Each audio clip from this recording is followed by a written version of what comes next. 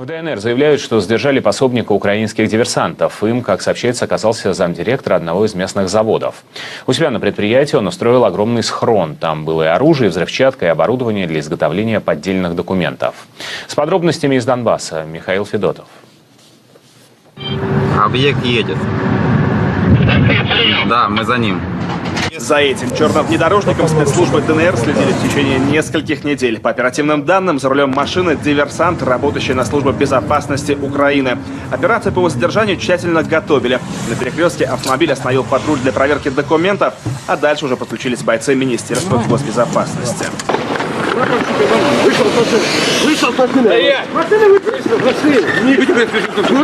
Владелец внедорожника Евгений Бражников, заместитель директора Донецкого энергозавода, завербованный СБУ еще в прошлом году для совершения терактов на территории республики.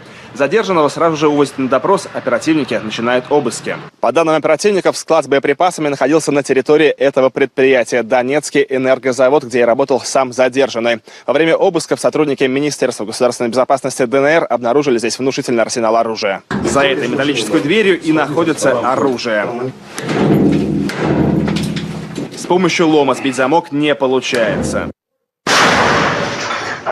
Цинки с патронами, гранатометы, заряды для танковых снарядов на складе – все для совершения диверсий, покушений на первых лиц республики и убийства мирных граждан. Гранаты. Ящик гранат, 2 банки запалова, УЗРГ.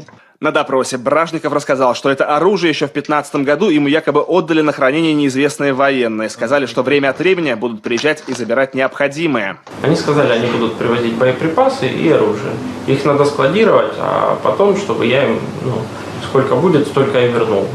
Взамен на это они обещали оставить мне 1, может 2 автомата. Впрочем, судя по этим кадрам, Бражников врет. В другом цеху оперативники, кроме оружия, нашли поддельные печати Министерства госбезопасности и десятки автомобильных номеров, видимо, чтобы запутать следы после совершения диверсий. Я давал им эксплуатировать свои автомобили, и на один из автомобилей они, или я, или они иногда устанавливали черный автомобильный номер. Обыски прошли и в подвале дома, в котором жил задержанный. Там оперативники нашли оборудование для скрытого видеонаблюдения, десятки поддельных паспортов и удостоверений силовых ведомств как ДНР, так и Украины, а также флаг запрещенного в России правого сектора. Сейчас в Министерстве госбезопасности ДНР выясняют, на кого конкретно работал задержанный, какие цели ставили перед ним разведорганы Украины и были ли у него сообщники. Михаил Федотов, Андрей Руденко, Михаил Виткин, Александр Пономарев и Олег Бондаренко. Вести, Донбасс.